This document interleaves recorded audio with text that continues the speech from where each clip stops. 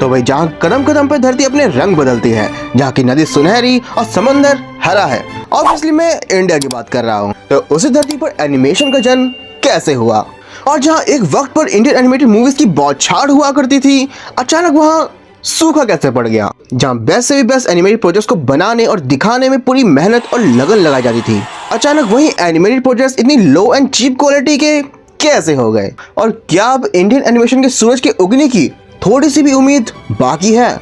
क्योंकि उम्मीद तो ये भी है कि एक दिन अजय देवगन दिल खोल कर नाचेगा, मुकेश खन्ना शक्तिमान की मूवी को बनने देंगे, टाइगर श्रॉफ की फ्लाइंग जेट 2 आएगी और अर्जुन कपूर एक और फ्लॉप मूवी देकर रहेंगे।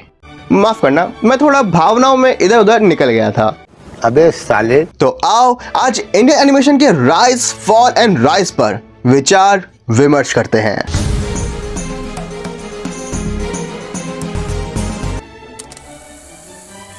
तो जहां पूरी दुनिया एक जमाने में कठपुतली और शैडो पपेट का खेल देखकर खुश हो रही थी, वहीं 1912 में दादा फाल्के ने कहा मैं एनिमेशन बनाएगा, जो कि उन्होंने बनाई भी। 1912 में the growth of P plant और 1915 में अग्गा दे मोज, जो कुछ खास जादू चला नहीं पाई। इससे कई सालों बाद 1934 में गुनामाई बनर्जी ने इंडिया को पहली ऑफिशियल एनिमेटेड फिल्म दी, जिसका नाम था द पी ब्रदर्स, जो कि एक तरह की शॉर्ट फिल्म थी और ये उस जमाने में चल पड़ी, जिसे देखकर इसके बाद कई डायरेक्टर्स ने इस फील्ड में अपना हाथ आजमाया और हमें कई सारी शॉर्ट फिल्म्स दी।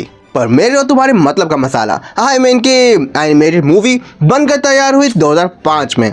मैं बात कर रहा हूँ हनुमान की, जिसने सही मायनों में पूरी दुनिया को बताया कि भाई देख, इसे कहते हैं एक धांसू बढ़िया इंडियन एनिमेटेड मूवी। क्या नहीं था इस मूवी में? बढ़िया एनिमेशन, कमाल की नरेशन, कमाल के गाने जिसकी धुनों पर हम आज भी नाचते हैं, एंड कमाल के वॉइस और आर्टिस्ट, खासकर हनुमान जी की वॉइस, जिसे आवाज नन अदर देन हमारे शक्तिमान यानी कि मुकेश खन्ना ने दी थी। एंड इसके बाद और भी लोगों ने एनिमेटेड मूवीज बनाने का ट्राई किया, जैसे कि 2006 में बाल हनुमान आई, सेम ईयर ही कृष्णा नाम से भी एक मूवी आई थी। पर 2007 में अनुराग कश्यप ने रिटर्न ऑफ हनुमान बनाकर लोगों को एक बार फिर से बताया कि कैसे एक रिलीजियस कैरेक्टर को लेकर modern touch and powerful message के साथ एक दमदार एनिमेटेड मूवी बनाते हैं। देन सेम ईयर बाल गणेश भी रिलीज हुई, जो कहीं ना कहीं 3D इंडियन एनिमेटेड मूवीज की जड़ों को मजबूत करना चाह रहा था। अब इंडियन एनिमेटेड मूवीज का क्रेज इतना बढ़ रहा था कि तभी Yash Raj films and Walt Disney ने हाथ मिलाया एंड पहली बार यहाँ रिलीजियस कैरेक्टर की जगह गली के कुत्तों को लेकर एक मूवी बना डाली। You are right my friend, I am talking about roadside Romeo, जो करीब 35 करोड़ की लागत में बनी थी, पर ये मूवी मात्र 6.46 करोड़ ही कमा पाई। I mean, it was a big disaster, man. अबे इंग्लिश मीडियम बच्चाओं क्या कान के नीचे। पर मैं कह सकता हूँ मूवी इतनी बुरी भी नहीं थी। सैफ, करीना एंड जावेद जाफरी ने अपने कैरेक्टर के साथ जस्टिस ही करा था एंड इसके गाने तो गजब के थे। पर रोड साइड रोमियो को देखकर एक सवाल ये उठता है कि डिज्नी के होते हुए एनिमेशन इतना बुरा कैसे हो सकता है? क्योंकि सेम ईयर एक कुत्ते को लेकर ही डिज्नी ऑडियंस को ये दे रहा था, वही इंडियन ऑडियंस को ये तो बहुत ही नाइंसाफी है ठाकुर। एक को बिरयानी और दूसरे को सूखे चावल परोसे। बच्चाओं क्या कान के नीचे। तो इस सवाल का जवाब है भारतीय विकसित बुद्धि की तुच्छ सोच। हमारे यश बाबू को लगा कि ये तो कार्टून मूवी है, कम खर्चे में निपटाओ यार इसे। अब अगर प्रोडक्शन के मेन टीम के हेड के विचार ही कुछ ऐसे हो तो बेचारा डिज्नी भी क्या करे। बना दी उसने भी रोड साइड एनिमेशन के साथ रोड साइड रोमियो। अब यही सोच कि ये एनिमेशन यानी कि ये कार्टून्स हमारे बुजुर्गों के मुताबिक सिर्फ छोटे बच्चों के लिए हैं, एंड यही सोच इंडिया में इंडियन एनिमेशन के लिए बहुत ही बड़ी दिक्कत बनती हुई नजर आने लगी थी। नहीं तो वो कार्टून्स जिन्होंने अपने भी कंट्रीज में kids and young mature audience के बीच में एक पहचान बना ली थी, उन्होंने यही सोचकर अपने कदम इंडियन एनिमेशन वर्ल्ड में रखे थे कि उनके कार्टून्स बच्चों के साथ साथ बड़े भी देखेंगे एंड उनके बीच भी वो पॉपुलर होंगे। अब हम बच्चों को तो ये कार्टून्स उस टाइम पे बहुत पसंद आए थे, पर क्या बड़ों को पसंद आए थे? अब चाहे वो स्कूबी डू हो, अलादीन हो, He Man, Batman, Popeye, Jungle Book का Mowgli, Captain Planet, Dragon Ball Z का गोकू या रिची रिची क्यों ना हो, या फिर अपना बेन 10 ही क्यों ना हो यार, ये सारे एनिमेटेड प्रोजेक्ट्स बच्चों के साथ साथ यंग ऑडियंस के एंटरटेनमेंट को ध्यान में रखकर ही बनाए गए थे। तभी तो इन्हें इंडिया में पॉपुलर एंड नॉस्टैल्जिक वाइब देने के लिए ग्रेट इंडियन सिंगर से इनके टाइटल सॉन्ग्स को गवाए गए थे। नहीं तो हम बच्चों को क्या पड़ी थी कि डेक्स्टर लैबोरेटरी का टाइटल सॉन्ग के गा रहा है या अलादीन का शंकर महादेवन। वो तो अब हमें पता चल रहा है ना कि हमारे बचपन के कार्टून्स को इतना नॉस्टैल्जिक बनाने के लिए भी एक कूल यंग एडल्ट माइंड ही था जिसने इतने एफर्ट्स डाले थे।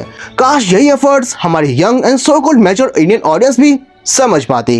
वैसे मैं पर्सनली शंकर महादेवन को अरेबियन नाइट्स के लिए, बाबा साइकिल को हकूना मटाटा के लिए, के को डेक्स्टर लैबोरेटरी के लिए, जॉली मुखर्जी को टेल स्पिन और सुनिधि चौहान को बेन 10 का टाइटल सॉन्ग गाने के लिए बहुत ही बड़ा दिल से थैंक यू कहता हूँ।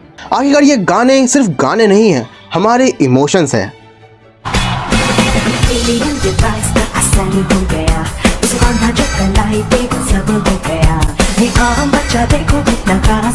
पर इतने ज्यादा एफर्ट्स के बाद भी क्या हुआ? सुनने को तो यही मिला ना कि ये कार्टून्स तो बच्चों की फालतू चीज है।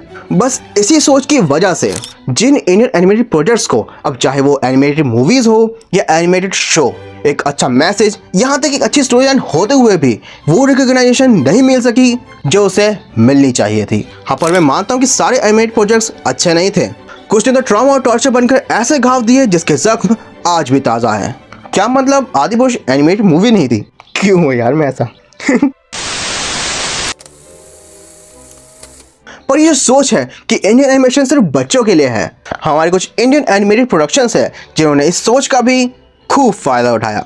मैं बात कर रहा हूँ हमारे हरे सोने प्रोडक्शन प्राइवेट लिमिटेड की। और ऐसा कहना बिल्कुल भी गलत नहीं होगा कि जहां बाकी animated projects low audience retention and low profits and big losses की वजह से स्क्रैप में जा रहे थे, वहीं ग्रीन गोल्ड राज करने लगा था। एंड इसने इस चीज की शुरुआत 2004 में बोंगो से ही कर दी थी। मुझे कमेंट में जरूर बताना कि तुम्हें क्या ये बोंगो शो याद है। देन 2006 में ग्रीन गोल्ड कार्टून नेटवर्क पर लेकर आया कृष्णा एंड 2008 में इन्होंने लॉन्च करा अपना मेन हीरो, अपनी यूएसपी, जिसकी वजह से ग्रीन गोल्ड आज भी टिका हुआ है। मैं बात कर रहा हूँ नन अदर देन छोटा भीम, जो कि ढोलकपुर की सारी प्रॉब्लम्स को पिछले 17 सालों से टुनटुन के लड्डू खाकर और चुटकी बजा बजा कर सॉल्व करता आ रहा है। इस बंदे की अपनी खुद की एक मूवीज की फ्रेंचाइज है जिसमें ये अब तक 57 मूवीज हमें दे चुका है, जिसकी शायद हमें कभी जरूरत ही नहीं थी। यही नहीं, ये बंदा इंडिया में तो पॉपुलर है ही, आउट ऑफ इंडिया भी नेटफ्लिक्स के साथ हाथ मिलाकर माइटी लिटिल भीम के तौर पर धूम मचा रहा है। ग्रीन गोल्ड ने बच्चा ऑडियंस को टारगेट बनाकर और भी नए नए प्रोजेक्ट्स बनाए, जिसमें से कुछ सच में अच्छे भी थे और कुछ तो बहुत ही बेकार। The adventure of Krishna and Balram, चोर पुलिस, mighty Raju, Luv Kush, Arjun the prince of Bali, super Bheem, Kalari kids, Rudra, Kicko and Speedo, यहाँ तक कि बुज्जी एंड भैरवा भी इसी ग्रीन गोल्ड प्रोडक्शन की ही देन है। अब तुम मुझे कमेंट करके जरूर बताना कि इसमें से कौन से कार्टून सच में अच्छे हैं और कौन से बहुत ही ज्यादा वाह। एंड ग्रीन गोल्ड के काम को देखकर साफ लगता है कि उनकी टीम सिर्फ मंथ एंड में सैलरी टाइम पर मिल जाए, इसलिए बस टारगेट पूरा करने के चक्कर में आजकल बच्चों को बिना सर पैर की कहानी के कुछ भी दिखा रहा है, लिटरली कुछ भी। भले उनकी शुरुआती स्टोरीज मोरल देती थी, पर अब तो सिर्फ लड्डू ही खिला रही है। नहीं तो जिस ऑडियंस ने छोटा भीम एंड कृष्णा की उस मूवी को प्यार दिया जिसमें किड़माड़ा था, एंड वहीं दमयान वाली मूवी को देखना तक नहीं चाहा, कुछ तो क्वालिटी गिरी होगी ना, क्योंकि किड़माड़ा की स्टोरी में सच में दम और उसका रोला था, पर दमयान बस एक फुस बम का गोला था। Disgusting shit. तो दोस्तों, अगर तुम्हें अपने इस भाई का काम पसंद आ रहा है तो इस वीडियो को हाइप दो और लाइक करके कमेंट में अपने वैल्यूबल कॉम्प्लीमेंट्स जरूर देना। एंड अगर कोई खास डिमांड हो तो खुल के कहना यार, मैं उन टॉपिक्स पर वीडियो जरूर बनाऊंगा। आखिर तुम्हारी डिमांड का ख्याल मैं नहीं रखूंगा तो कौन रखेगा। तो चलो वीडियो में आगे बढ़ते हैं। ये सब देख के अगेन एक सवाल उठता है कि क्या किसी ने इंडियन एनिमेशन के लेवल को उठाने की कोशिश नहीं करी? तो जवाब है हाँ, कोशिश जरूर हुई थी। हमारे मार्वल के स्टैनली साहब खुद चल कर आए थे इंडियन एनिमेशन के लेवल को अप करने के लिए। स्टैनली ने 2 और Indian creators Sharad Devarajan and Gautam Chopra के साथ मिलकर एक इंडियन एनिमेटेड मूवी बनाई थी, चक्रा द इनविंसिबल, जो कि कहीं ना कहीं सिमिलर था शक्तिमान से। एंड ये मूवीज प्रॉपर ट्रायलॉजी के साथ 2013 से 2017 तक रिलीज हुई थी।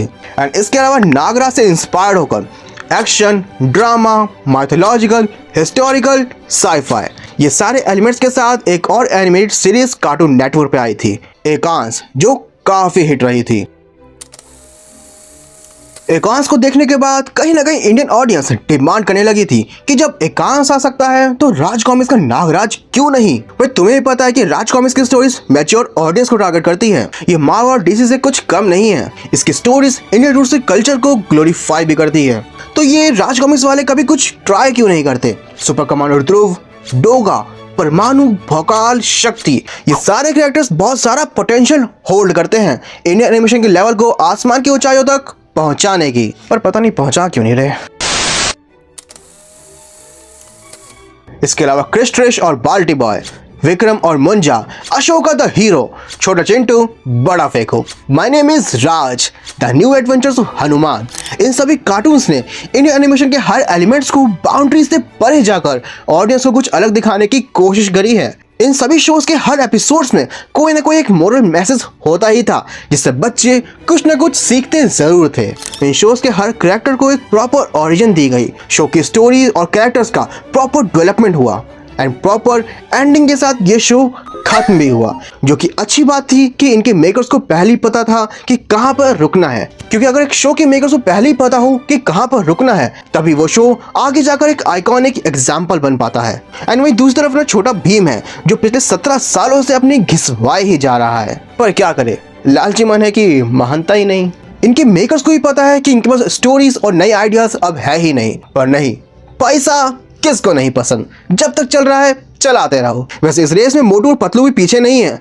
इन्होंने स्टार्ट तो बहुत ही तगड़ा किया था, पर रुकना कहाँ था ये इन्हें आज तक तारक मेहता के उल्टा चश्मा की तरह पता ही नहीं चल सका। और अब तो कहीं ना कहीं बुरा लगता है कि अमेरिका में भी ये सोच कहीं ना कहीं घर कर गई है कि एनिमेशन बच्चों के लिए है। तभी तो जो बेंटन कभी ऐसे से ऐसा हुआ और वो ऐसे से ऐसा हो गया। और अब ये कहना बिल्कुल भी गलत नहीं रहेगा कि अमेरिकन कार्टून्स भी अब एनिमेशन को किड्स ओरिएंटेड बनाते जा रहे हैं। बस फर्क ये है कि एक तरफ कोको मेलन है, वहीं दूसरी तरफ भीम का नींबू। तो इतना सारा रायता फैलने के बाद क्या तुम्हें लगता है कि इंडियन एनिमेशन का लेवल कभी भी अप हो पाएगा? क्या एनिमेशन की उम्मीद का दिया जल पाएगा? तो साल था 2021 जब इंडियन एनिमेशन ने अगेन प्रभु हनुमान जी का सहारा लिया और एक नई एनिमेशन के साथ द लेजेंड ऑफ हनुमान बना डाली। तो सच कहूं तो सीजन 1 और 2 तक ही गजब की लगी थी। स्टोरी टेलिंग एंड एनिमेशन का कमाल का कॉम्बिनेशन था। बट इसके बाद सभी सीजन्स या तो सिर्फ स्टोरी टेलिंग ही करते हुए दिखाई दिए या फिर ओल्ड एनिमेशन स्टाइल दिखाते हुए, यानी कि जो कॉम्बिनेशन पहले बन चुका था वो कॉम्बिनेशन गया घुइयां के खेत में। I mean, यार जो चीज़ पहले से अच्छी है उसे अच्छी ही बनी रहने दो ना, उसे छेड़ना ही क्यों है। खुजली मिटानी ही है तो अपने पीछे खुजा लो यार, सुकून भी मिलेगा और थोड़ा मजा भी। बट इन्हीं सब के बीच अभी कुछ महीने पहले ही इंडियन एनिमेशन वर्ल्ड में होमबाले ने एक और उम्मीद का दिया जलाया एंड रिलीज करी महाअवतार सिनेमैटिक यूनिवर्स से महाअवतार नरसिम्हा, जिसने वाकई इंडियन एनिमेशन में एक रेवोल्यूशन ला दिया। जबरदस्त narration, character and story development with mesmerising songs जो इस मूवी को बहुत ही अलग बनाते हैं। कहना पड़ेगा इसका प्रेजेंटेशन, कहानी सुनाने का तरीका, जिसे तुम गाकर भी कह सकते हो, जो ऑडियंस दिल में कहीं ना कहीं घर कर गई। इसी बेसिक फंडामेंटल्स का ध्यान डायरेक्टर अश्विन कुमार ने रखा। पौराणिक कथाओं को ग्रैंड लेवल पर पूरी प्योरिटी एंड क्रिएटिविटी के साथ हमारे सामने रखा एंड हम ऑडियंस ने जब इसे देखा तो हमारे दिल से बस एक ही आवाज आई कि यही तो चाहिए था। भले इसे कुछ फाइट सीन्स हॉलीवुड से इंस्पायर्ड थे, पर फिर भी वो रेफरेंस यहाँ सटीक बैठ रहे थे, मूवी को ग्लोरीफाई कर रहे थे एंड 40 करोड़ के बजट में बनी इस मूवी ने पूरे 325 करोड़ कमा कर दिए। एंड यही होता है जब तुम एनिमेशन से प्यार करने वाली ऑडियंस की पसंद का ध्यान रखते हो, इंडियन एनिमेटर्स को उनके काम के लिए सही अमाउंट में मोटिवेट करते हो। एंड इसी से इंस्पायर्ड होकर नेटफ्लिक्स पर हाल ही में रिलीज हुई सीरीज कुरुक्षेत्र को भी लोगों ने खूब प्रेज किया। कहीं ना कहीं अब लगने लगा है कि इंडियन एनिमेशन इज हीलिंग। वहीं एस राजामौली के यूनिवर्स से भी बाहुबली द इंटरनल वॉर के नाम से भी 2 पार्ट्स में एनिमेटेड मूवी आने वाली है, जिसके आके स्टाइल के टीजर ने पहले से इंडियन ऑडियंस को सुपर क्रेजी कर दिया है। मैं खुद इस मूवी के लिए बहुत ज्यादा एक्साइटेड हूँ।